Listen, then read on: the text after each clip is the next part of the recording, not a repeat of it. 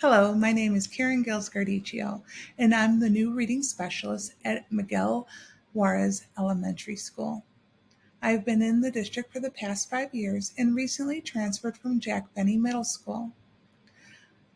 I'll be going over some of the assessment terms that we use in our district, and I'd also like you to know a little bit more about my role as the reading specialist. Historically, the reading specialist has worked with those students identified with a reading disability and has provided intervention either individually or in small group. But as we look into our students a little bit deeper, we found that it wasn't a reading disability, but more that they read and learned much slower how to read. So as this began to affect more and more of our students, we needed to address it in a wider scale. So I provide in-services to both parents and teachers while providing data and research-based methodology of how we could implement these strategies in the classroom.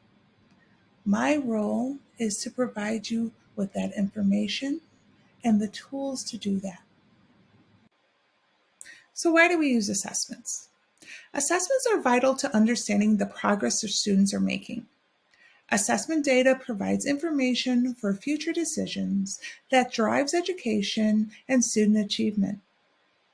Learning to read is a complicated process of learning and developing skills. When we see our students struggling in their literacy development, it is important to identify and address these problems. The first assessment I'll be reviewing is the Reading and Literacy Assessment. This assessment refers to the decision-making process resulting in the examination of students' performance on literacy tasks and assessments, and formative written responses. We use 3 types of literacy assessments: screening, benchmarks, and skill determination. Usually, these assessments are administered individually, which can be rather time-consuming. But in our district, we use the NWEA map, which is a universal screener and provides data immediately after the test is administered. Teachers are able to use this information to drive their education and focus on their students' needs. For language assessment, we offer 2 very different assessments. The first is the ABLES. This assessment is for students on the autism spectrum that have language delays or other developmental disabilities. The second is for our English language learner population. We assess their proficiency levels in English using the Access test. The Access test is administered to students from kindergarten to the 12th grade annually. For a diagnostic test, we use the Diagnostic Assessment of Reading, also known as the DRA. This is a series of tests that assess reading skills in 9 areas, including word recognition, spelling, oral and silent reading, and word meaning. Teachers use the DRA results to plan their lessons. Our district uses the READ 180 intervention program. This intervention program is meant for students that are 2 or more years behind. It utilizes research-based strategies of scaffolding, modeling, and rereading.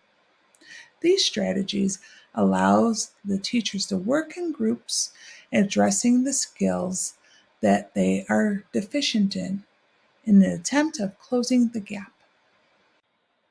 Remediation. Remediation is the teaching of basic fundamental skills to those students who have consistently struggled and need more intensive help.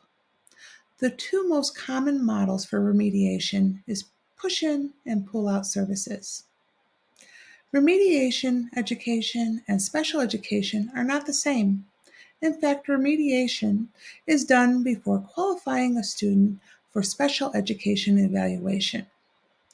We also provide remediation opportunities in our Summer Bridges program, and our English for Successful Learning, ESL. Special education is also offered in the summer through our extended school year program.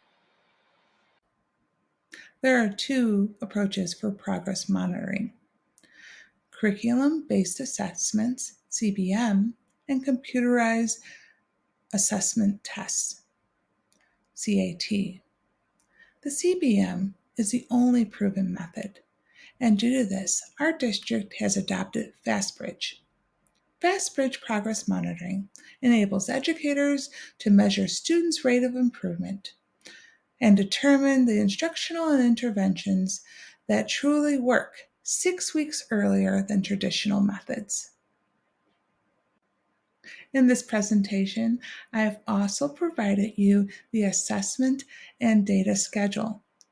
The schedule is broken down by grade level, identifying the focus areas, when it is usually administered, and to who. I've also included the links to each assessment if you'd like to get more information. You can also reach out to me with any questions you may have by emailing or calling my office number. I look forward to planning and discussing our students' progress as we move forward to having a fabulous year.